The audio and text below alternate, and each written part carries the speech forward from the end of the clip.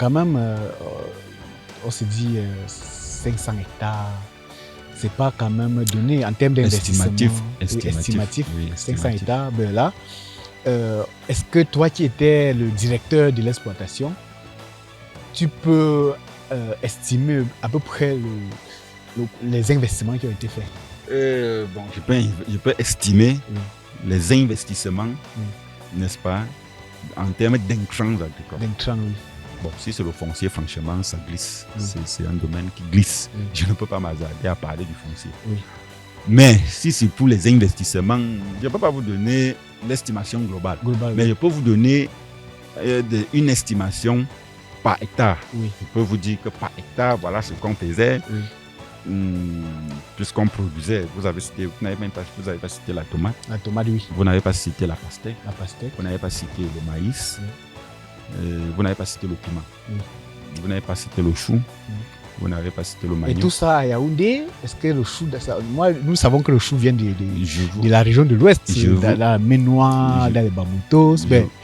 Comment vous avez pu faire produire les choux ici même à Yaoundé? Je vous dis que nous étions, on peut dire quoi, on a tout expérimenté. Oui, on était vraiment dans la logique de rendre l'impossible possible. On a fait les choux, il y a les variétés de choux.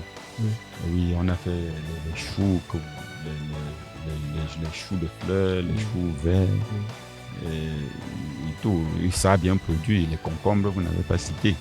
Donc, on produisait sur le marché, on mettait sur le marché la qualité. Parce que pour vous dire vrai, le promoteur était trop regardant.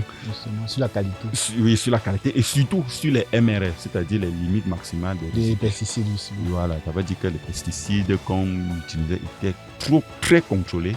Il n'était pas question qu'on met un produit sur le marché où il y avait encore les résidus de pesticides sur ça, ou de produits chimiques. Et là, il faut rappeler que c'était le marché local, c'était pas le marché européen. C'était le marché local. Mais pour vous dire, on visait le marché international. Et pour ce faire, même si c'est le marché local, il faut produire dans les normes européennes. Parce qu'on voulait signer des contrats, même si jusqu'à présent, ce n'est pas arrivé. Donc, on a fait cela. Et voilà. Pour prendre le cas de l'ananas, puisque c'était ça la prédilection. On a produit beaucoup de dizaines d'hectares. Et par hectare, quand vous demandez le coût, je ne veux pas vous faire un débit, mais je peux vous dire par hectare, on dépensait dans les environs de 4 millions par hectare. 4 millions? Oui, par hectare d'ananas. Il faut préciser qu'un hectare d'ananas, c'est environ 40 000 pieds. 40 000 pieds. Mais nous, on mettait dans les 35 000. Pour laisser l'espace, pour laisser l'air circuler, pour laisser aussi la plante, puisque nous on produisait les grosses têtes, voilà, très gros fruits. Ça veut dire pour laisser la plante bien respirer et bien se nourrir. Éviter la concurrence racinée. Donc, on était dans les 3 bâtons et demi par hectare, on envoisinait souvent les 4 bâtons, mais on avait le rendement. Oui, on avait le rendement, puisque après, on pouvait aussi estimer à plus de 7 bâtons. Quand je parle de bâtons, je parle de millions. Et le rendement par hectare. Et quand je dis 3 millions et demi à 4 millions, il y a le déboisement. Ça veut dire qu'on prend le sol. Tout à fait. La forêt est presque comme Dieu l'a créé. Tout à fait. Oui, on investit. C'était pas facile pour trouver les ouvriers, pour trouver les scieurs, avec la malhonnêteté de certains d'entre eux.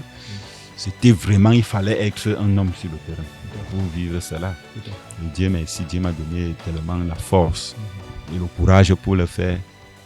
Et voilà, je suis très fier de ce que j'ai fait là-bas.